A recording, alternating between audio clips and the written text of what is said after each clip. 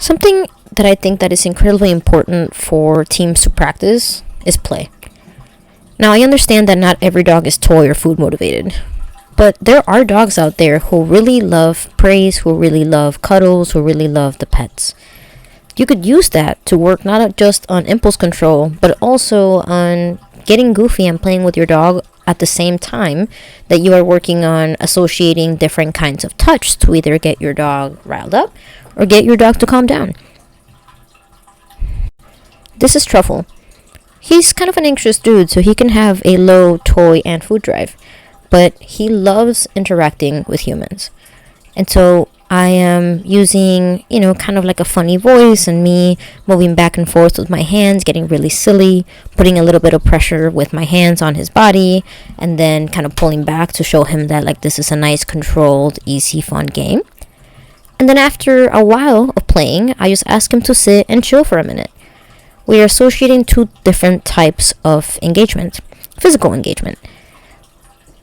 Look at that belly.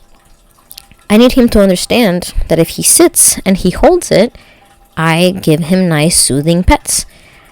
If he breaks that sit for whatever reason, I pull my hands away.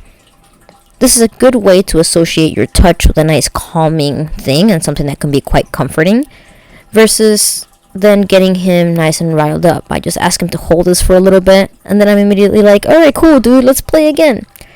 Now, the thing about with playing with a dog is that sometimes they can get pretty rowdy to the point that they knock us over, that they maybe headbutt us or do something like that or scratch us, right? So we as humans have to gauge how long is too long to play with our dog and de-escalate them before things get too far out of hand. So I only play with Truffle for a couple of seconds, and the cue has kind of become me putting my hands up in the air as just like, hey, we're going to chill for a minute. And this time you see how he's a little more receptive to doing that sit. Duration is hard, especially when all he wants to do is start jumping back on my face. So once he kind of settles into that sit a little bit, I'm offering physical touch because that's what he wants. Except if I were to start petting him really, sporadically, I would bring his energy back up. So for dogs that are anxious and can kind of deny food or deny toys when they're stressed, this is a good thing that as handlers we can work on to add to our tool bag to help our dog when they need moments of comfort versus moments of getting silly. What you can also add is eventually things like place. He was rocking the sit, so I figured why not throw a little place in there.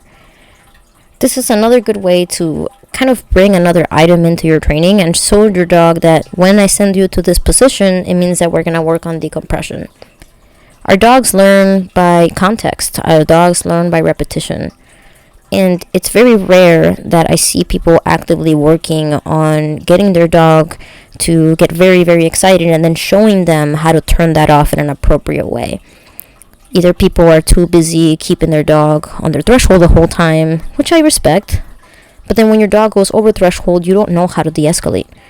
Or I see people when they play their dogs, they'll keep their dogs at a very high state of arousal and then just kind of end the game and go home. You teaching your dog to fluctuate between both of those is teaching them how to regulate themselves. As I mentioned earlier, this can be an incredibly helpful tool when it comes to dogs that suffer from anxiety. If you're having a panic attack, how would you like somebody to comfort you? It's not necessarily by, giving you a bunch of corrections or yelling at you. You want to figure out how do you de-escalate your dog in a situation that you can control and rehearse that still has a positive experience, so that when shit hits the fan out in the real world, you've rehearsed this enough time that your dog and you both understand your decompression protocol and understand what the expectations are. Truffle understands that as soon as I put him up here, all I want him to do is stay calm and trust me that I'm going to re-engage in the game, that he's going to get something cool, or that he's going to be safe in a certain situation.